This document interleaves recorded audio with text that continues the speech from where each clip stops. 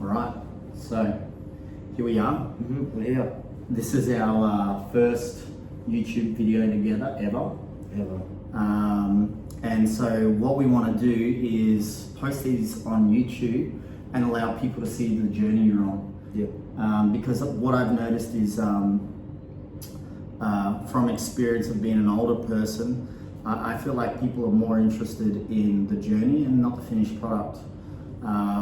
And so both myself and your coach Yusuf have convinced you to do this.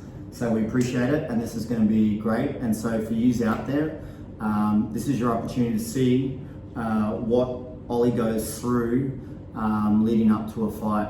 So to give you a background story, he's already done 1 month in Thailand, which was 2 months ago for his first fight, which he won in a knockout in the first round. And since then, since he got back, it's been 55 days where he's been training in Bali at Soma Gym. He does Soma classes, but also he does private sessions with Yusuf. What's the style that you do with Yusuf? My schedule or the training like? I'd say, give us a bit of everything. Tell us about it. Alright, well, I'll first say the style. So Coach Yusuf, with me, he does a bit of Muay Thai, bit of K1, just mainly when I do PTs with him, we work on my skill, just advancing everything, putting out what's wrong and what's right. And then when I do the classes, he has me go with 2 coaches usually. One is a traditional Muay Thai coach, he's very good, and then a K1 kickboxing coach. So what's just for people that don't know, what's the difference between, from your experience, like maybe just your experience, the difference of what K1 is like and what Muay Thai is like, and how it feels doing both? Yeah, well, they're both quite similar, but it's different styles. You know, Muay Thai is a bit more slow, a bit more, they'll take their time, kick, punch, kick, where kickboxing is punch, punch, kick, kick, kick, punch. It's more of a, Muay Thai would be a slow, aggressive, where K1 is more fast, finishing, technical. Okay, cool. Well, what we're going to do after this is, like I said, we just landed in Thailand yesterday for Fight Camp 2. Our plan for this fight camp is 2 fights as opposed to 1. Ollie's going to be locked in for 1 month training, eating and sleeping, which he's done before. He already has his routine. He even knows what food he needs to eat, and he knows his calories based on how much training he does. So what we're going to do is, our first session this morning was with Coach Tum. Coach Tum is the coach that looked after him for his first fight and did all the one-on-ones. And these guys have a pretty good relationship together. It's a little bit funny, but it also picks up a little bit aggressive at times, which is perfect. We're comfortable with each other. I'd say the big difference from me watching as his dad is noticing that they've built a friendship. And the big thing with Tum is you can tell that he actually cares, which was a big deal.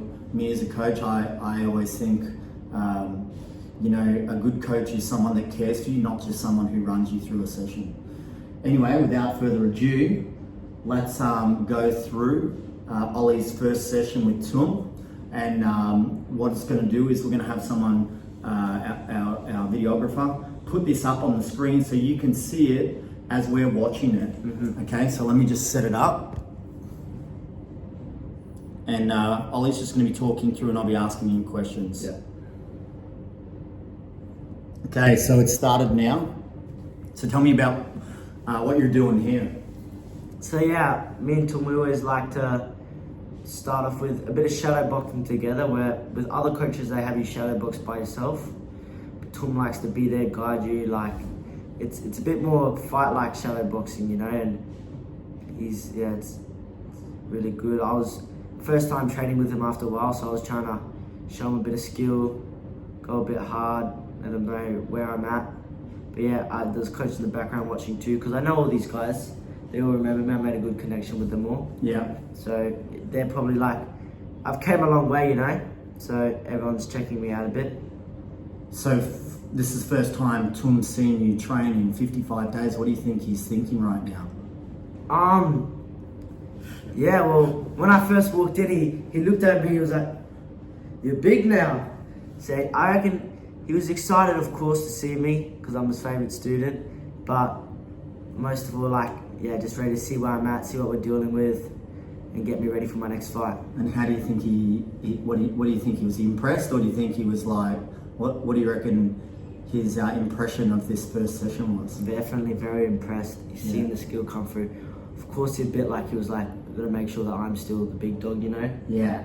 And yeah, when we get to sparring, you'll see that he makes sure I know who's the boss, you know? So what's he doing? He's just testing, seeing where your moves are at? Well, with shadowboxing, usually someone does by himself, but he calls the moves, so it's like shadowboxing, but he calls what moves you, where in other classes, other PTs, they'll just say shadowbox. Yeah. So Tum guides you. And so I see him like giving you heaps of tips while he's doing it. What's the deal there? Yeah, well, he's teaching with Tum Muay Thai, traditional Muay Thai. He's a heavy kicker, you know. So with him, I work on my kicks a lot, finishing with punches, and yeah. And if you do like something wrong, does he fix it on the spot, or how's that go? Yeah, he'll instantly correct me. He'll give me another shot if he sees there's actually a bit I'm missing, a bit I'm not doing correctly. Then he'll slow down, work me through it. Oh yeah. And we go through. Let's talk about this. He's got you slipping, but you've just been doing a different method before. What's that? Well, yeah. Well, the Thais, I don't really understand this, because the Thais, they don't slip in fights. You know, you don't. In one, you see a bit of slipping and whatnot, but in traditional Muay Thai, where it's very slow, slipping could be risky, because you slip into a kick, you know, it's a bit of, and it's also a boxing style too, and you don't see Thais do it much, but it's always good to, you know, at least have the option to learn and do that. Cool. And so how long does the shadow like this go on for in a warm-up?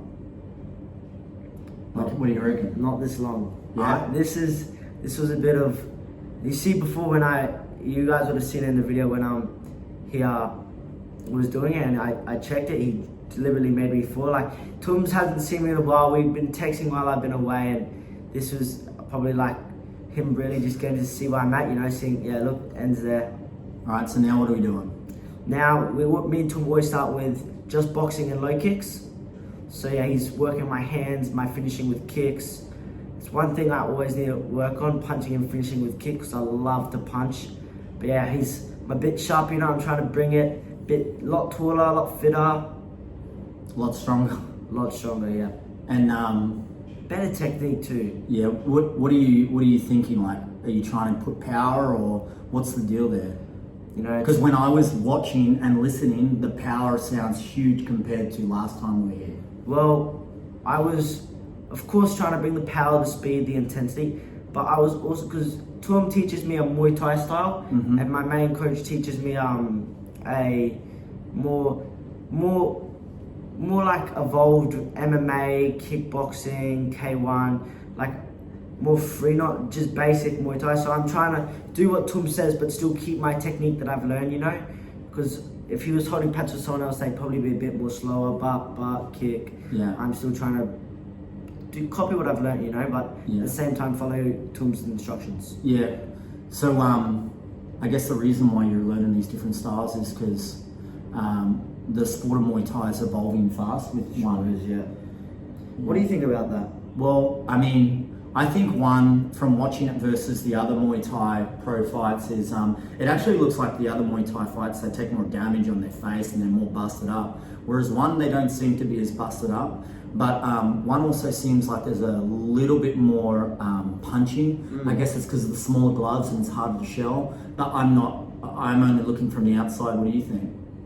No, you're exactly right. And I think that is because in one, there's a lot more punching, and punching is quick finishes, you know, quick finishes, or either not a quick finish. But when they're relying more on kicks and elbows, because that's more points and the gloves aren't as big and it's harder to knock out. A lot more brutal, a lot more cuts, a lot more breaks.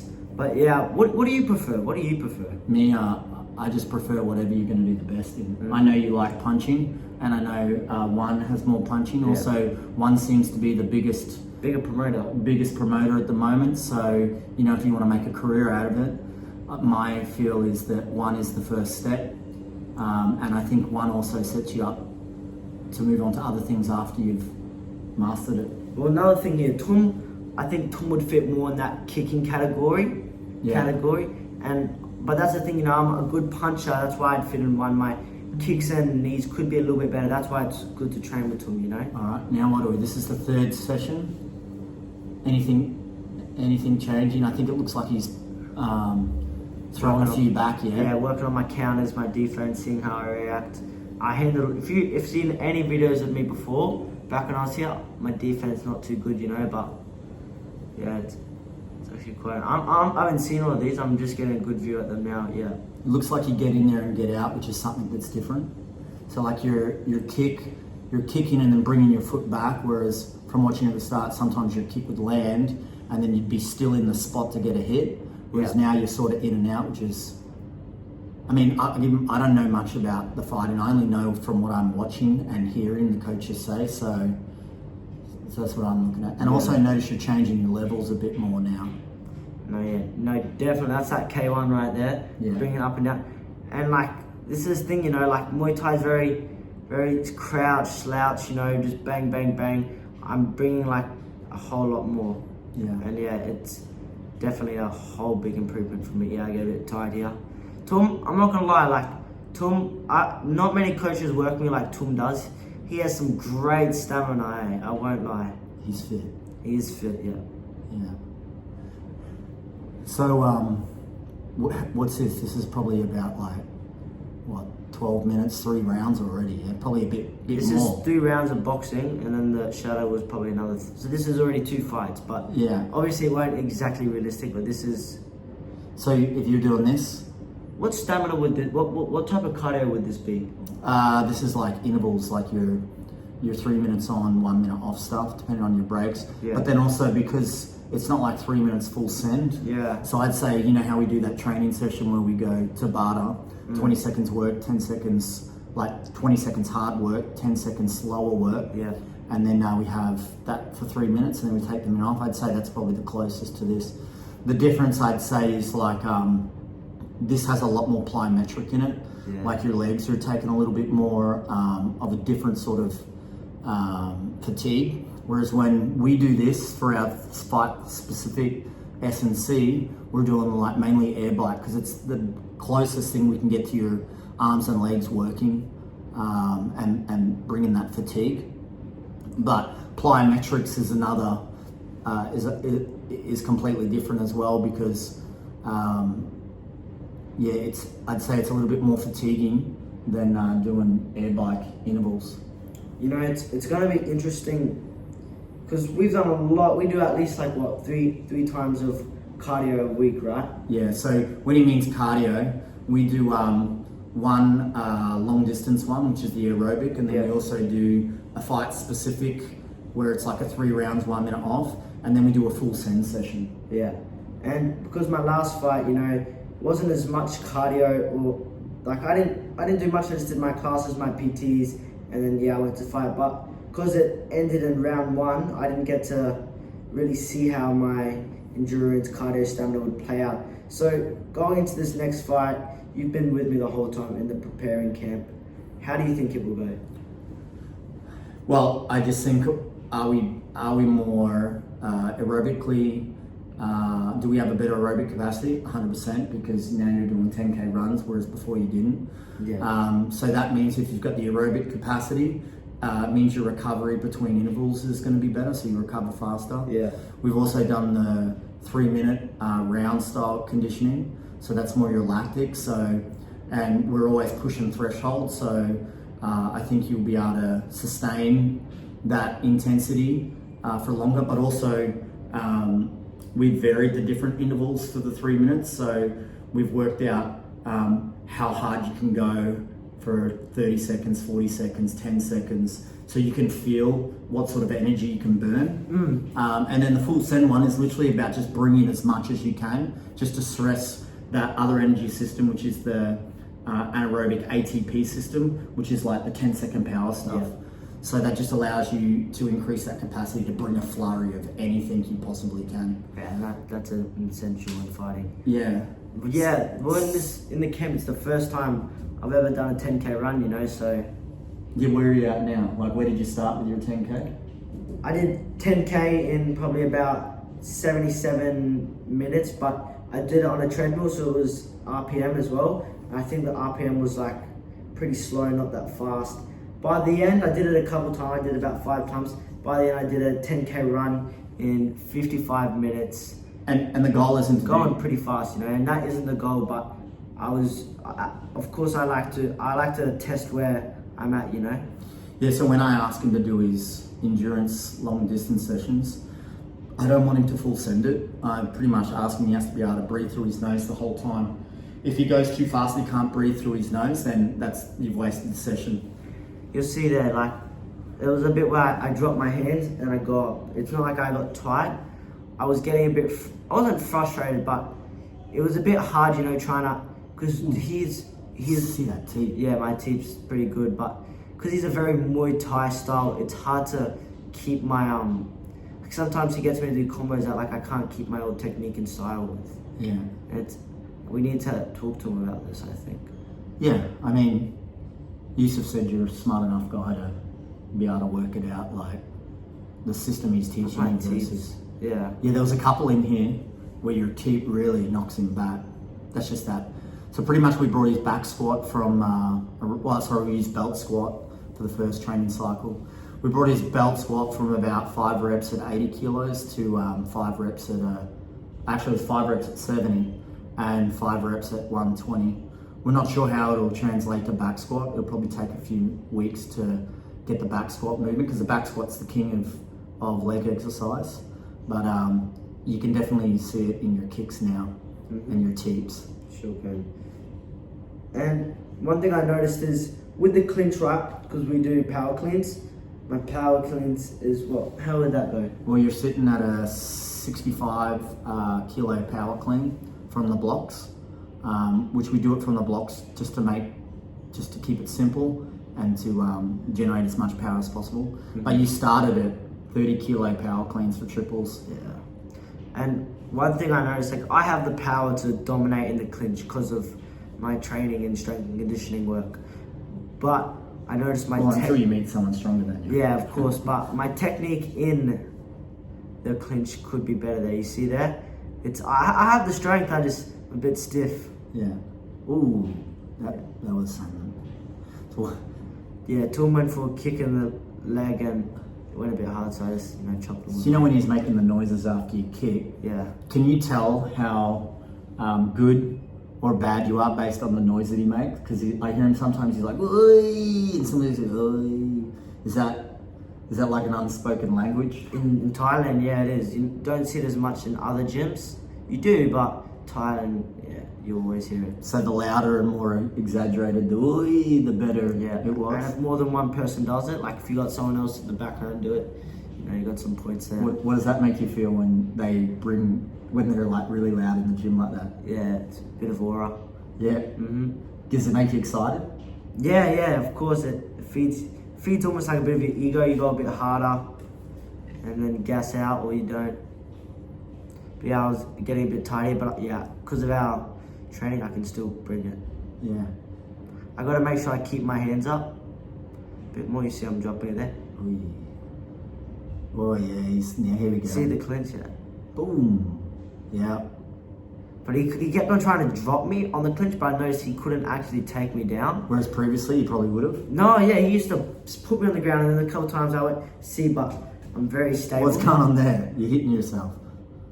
Yeah. I told myself to keep it up, not get tired. Yeah. But then he said time boom, out. Boom, boom, boom, boom, boom. And the left kick, I need to work on my left kick. Yeah. You see it. Well, that has a bit more ferociousness, that. It does, but it could always be better. Yeah, everything can always. Perfection is a moving target. For sure. That teep though, it's very good. Ollie in this, he told me to be a better cameraman. He wants me to move the camera a bit because that's how Simon did it. I'm obviously not that good. I just shook it a bit every time he hit. What you should do is when I go to kick, bang, really move into it. Yeah, we'll see how I go over time. I just shook it to make it look like it was shock. Yeah. But it all adds to the drama and for the video, I guess. Yeah. So, Are these mainly power shots he's trying to get? Oh shit, he just fires them back, doesn't he? Yeah. Does he tell you he's firing them back, or does he just fire them back? I've noticed, no, it doesn't tell me. So you just got to be ready. That keeps you. I like how he does that. Yeah. One thing I've noticed though is Oh, I not got you there. swinging my arm down on the kick. Yeah. So what do you need to do? Is it just you need to tell yourself, or you need to drill the movement over and over again, or is it just a conscious? Well, because Yusuf would usually point it out, not let it slide. So I'm gonna talk to him, make sure he calls these out. Yeah. Of course, this is the first training back, and yeah.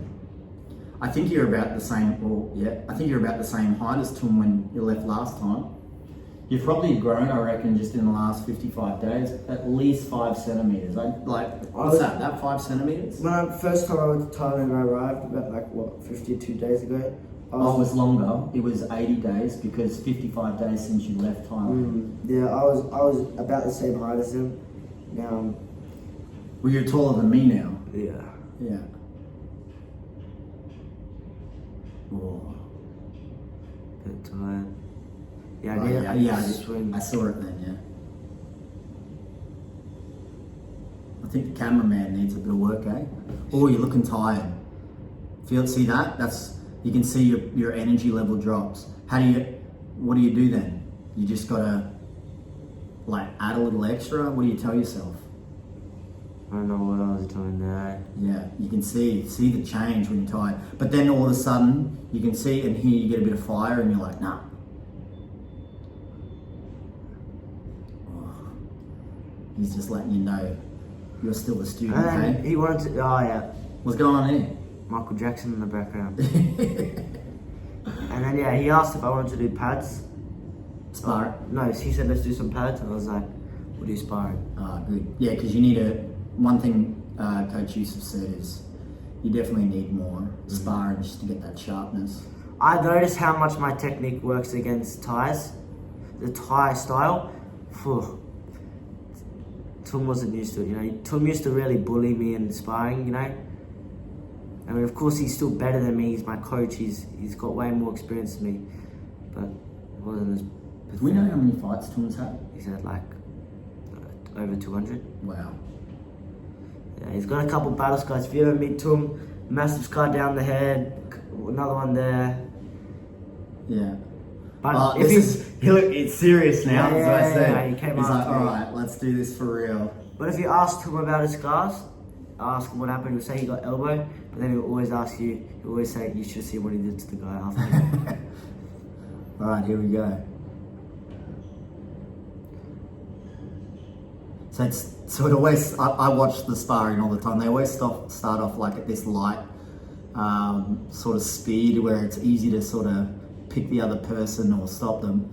And then something happens and then it always just goes bloop, bloop, bloop, bloop, bloop. Yeah. Oh, he gets me there when I get up straight away. Yeah. What do you tell yourself when you go down? Get up. Every Straight time, away, just get up. Yeah. Get up. Back in the day, I would have sat there for a bit, but developed a bit of a better mindset. See, they love to work you down, but I've gotten really good at my movement.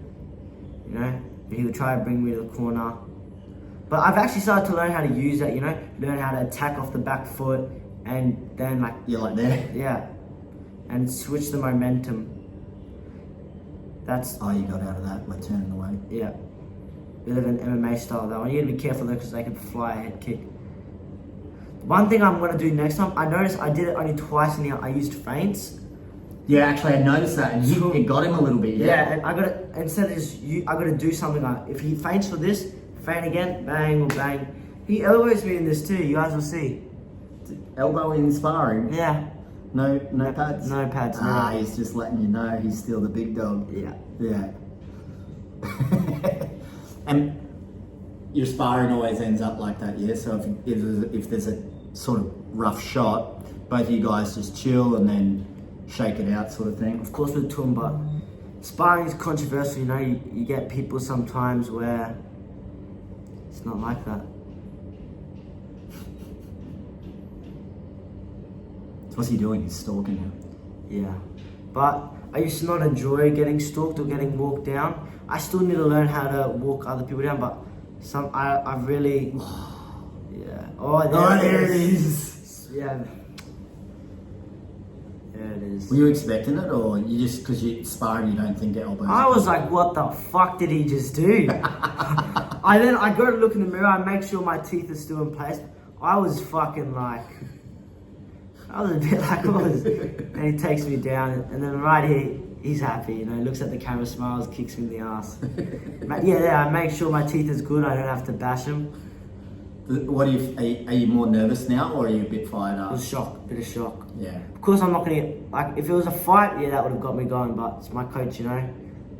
I start to do a bit more boxing too, because I know how, I gotta bring my guard up. Whoa. Got him there. Yeah. Round ends. He's trying to say KO. Giving him some water. He tries to say no, be humble. Make sure he gets some of it.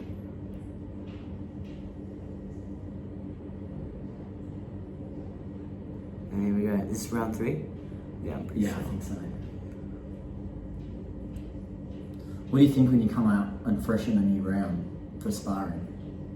Whenever one round ends, you always go, oh, another round.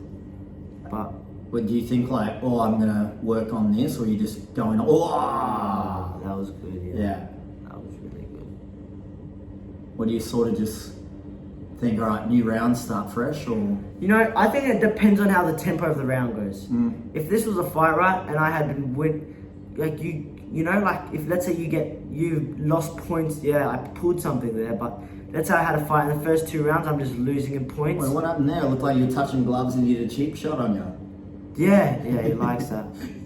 But yeah, I think it depends on the tempo. Yeah. I try to practice a bit of southpaw there, but he doesn't know what to do, he just kind of sits there. Oh, it just makes him have to think, yeah? Yeah, but I need to do, I've been told by my other coaches, but yeah, I got him there. See, in my boxing, I got good hands. So switching to southpaw makes him then think, and that gives you time to then do something. The whole fight, they've been practicing fighting you against orthodox, learning what you do on orthodox, and then when they switch, you're like, now the other hand's coming this way and this hand's coming this way, but I got to learn to actually do stuff when I get to southpaw. That's an MMA style, you know, not many Thais see it. That's one thing I've noticed that's different from the last fight, Cam, is you put your arms up a lot more and get distance. Yeah. Where before I would have stayed like this. Shelled up. This time I really like to, and I'm pretty sure I got my knockout in the last fight doing that too. I went like this, gained the distance, and then went bang, bang. Yeah, I get, because... Oh yeah, he went for the kick, we traded there. He got my rear, I got his body. Yeah. Oh, got him again. And he tries to, he tells me, because when I did, I dropped this hand, keep this up, so he doesn't get the point. So yeah, he even points out some stuff in sparring.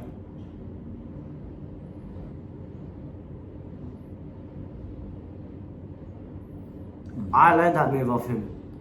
Oh yeah, the step through, and I showed Yusuf it. Yeah.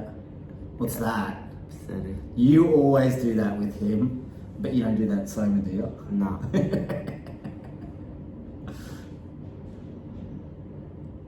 Well, one thing I noticed, you get a lot of body hits.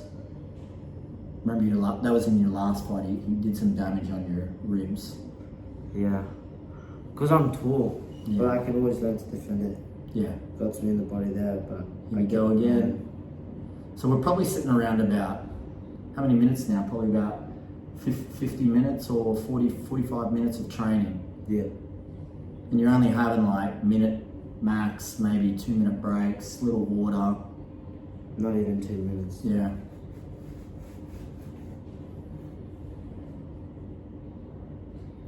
I gotta learn, because there's a chance, oh yeah, that was good there. I faked, went thing over the head. But I gotta learn, in a fight, you're gonna get tired like this, so you gotta always bring it. But then also learn how to fight when you're tired, yeah, I guess. That's it, yeah, exactly that.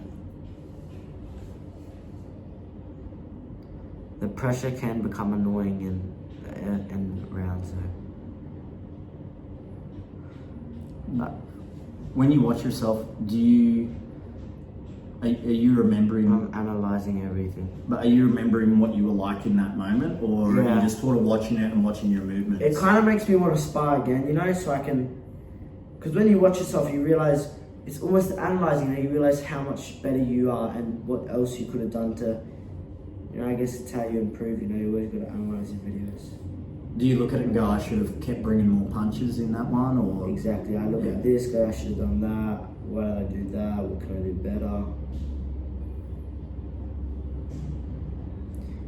See how I get tired. I also think of ways how I could save my energy. Like maybe in round 1, if I just worked on a jab and a kick.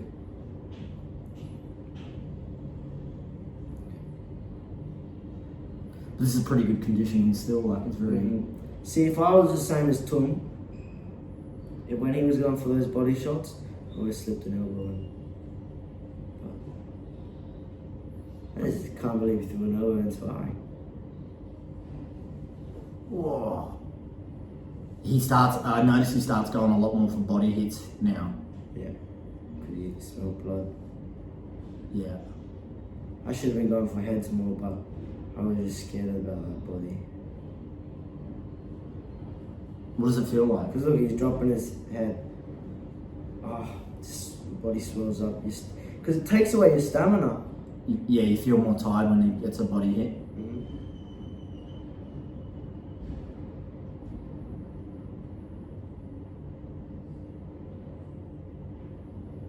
Yeah, look, he's really excited now, you can tell, yeah? That's the momentum shift. Oh. Yeah, get back up. We start right from the corner. He doesn't go back to his corner enough. No. Ooh. Yeah.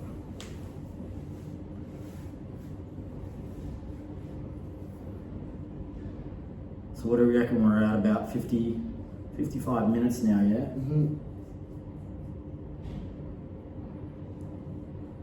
So it's obviously it's longer than a normal fight, right? This is like 4 or 5 fights worth. Maybe the intensity is not as high, but I guess it teaches you how to. Oh, it's finished yet? Yeah. I guess it teaches you how to act when you're tired and how to move. Like it's all important. Well, yeah, that's the first video. So we're technically at day 55 since leaving Thailand. He's got a schedule now. His schedule pretty much, he's got a one-on-one a day with either Coach Tum, who will be in his corner, and then the alternating days with Coach Lai, who's from Tiger. Should we read them the schedule? Yeah, I mean it's on the phone, but I can do it off my head. Yeah. And we can always put it up so people can see. So then he does that, and he's also got 4 K1 sessions a week because he's doing Muay Thai with 2 coaches. Yusuf just wanted to do K1 at Tiger, and there's also a UFC coach there, a UFC fighter that takes some of the classes. So it's really cool that you can learn from people like that. Yeah. So you do K1 4 times a week, Monday, Tuesday, Thursday, Friday, and then you've got a one-on-one alternating Tum and Lai all the way to Saturday, and you've got 2 S&C sessions. So before you were doing 4 S&C, that includes your strength session. Split was upper body, lower body, and this one it drops to 2 as we get more specific with fighting. And you just do an upper body, lower body, and also it changes from more strength-based exercises to more power. So we don't hit any higher rep stuff. It's all like triples, 3 reps, short recoveries, not heavy weight, like sub-maximal weight. Like if we use percents, like 60%, and it's not always a percent. We're actually looking for a speed in which you move, because that's my background is Olympic weightlifting, so that's sort of like my thing. And then the conditioning is pretty much, you're going to still continue with your long, slow, and then you'll do a combination of like lactic training, but also ATP full send stuff. What's the food like? You want to tell them? Yeah, so I've got a couple of videos of Ollie's food, and I'll post that separately. But pretty much we worked out that he was doing more training on his last fight camp, but leading up to this training, he was doing maybe 2 sessions. Sometimes you do 3 a day, but generally 2, so he's got recovery. His food, he's generally sitting around 2,000 to 2,500 calories eaten. I'd say more close to 2,000. And then also, we're not super strict leading into this. We have set meals that we go to, so it's really hard to go outside. Like breakfast, generally 5 eggs. Yeah, 5 eggs, white rice. Lunch, chicken rice, 150 grams rice. 200 grams chicken, and dinner is roughly the same. Sometimes we switch it up just to keep it a bit different. And we always do, when we're in Thailand, we always sneak a sneaky mango sticky rice in. Yeah, that's one of our little secrets, because you can only eat so much rice and chicken. So breakfast he has the eggs and rice. Lunch he has the chicken and rice. So then we like to go to this little, it's like a Middle Eastern style restaurant, and they just do chicken tikka and stuff like that. Some different flavors of chicken. Doesn't really affect the macros all that much. And then we, just to pump the carbs up, because we actually don't want him losing weight on fight camp. Like a lot of people on his last one, they're like, oh, you'll lose a little bit of weight. And I'm like, no, I don't want you to lose weight. I want you to, if anything, gain a little bit of weight, because I want you to have extra glycogen, extra carbs, and a little bit extra water, because water helps you train better. Yeah. We're not, because he's growing so much at the moment, we're not really worried about restricting any food, because I just don't want to restrict any recovery. I don't want to restrict any ability or potential for him to grow. Mm-hmm. So we make sure that he's well fed, but we don't go crazy. Like he actually tried a warong food, which is like Indonesian food. Yeah. And the next 2 days he was real sluggish, because he'd been eating so clean. And you even noticed it, yeah? Yeah, I did. It affected my performance and just... What did it make you feel like? Real sluggish, and almost like when I did cardio, it felt hard, real hard. Yeah, because I keep his fats like, 50 to 70 grams, which is just enough for recovery, CNS, ligaments, tendons. But it's not that fats are bad, it's just if we control the fats, control the protein, we can really jack the carbs up, and jacking the carbs up just helps him train with more intensity. Yeah. All right, well, that's the first video. I don't know if the rest are going to be this long or what, but we just figured we'd put the first one out. Yeah. And we're going to put it on YouTube, and then we're going to do a little snippet that can go on his Instagram, and then we'll put a link on his Instagram that sends you to his YouTube, just so you can watch the full thing. Yeah. All right, folks. I hope you enjoy this, and I hope you get to see what it's like. And we just want to do this, get him out there, and show people what he does. Just so you know, he's only 17, he's finished school, and he was going to go do a trade. And I said, you know what, you can always do a trade. Why don't we spend the next couple of years and see where this takes you? And here we are. Here we are. Peace.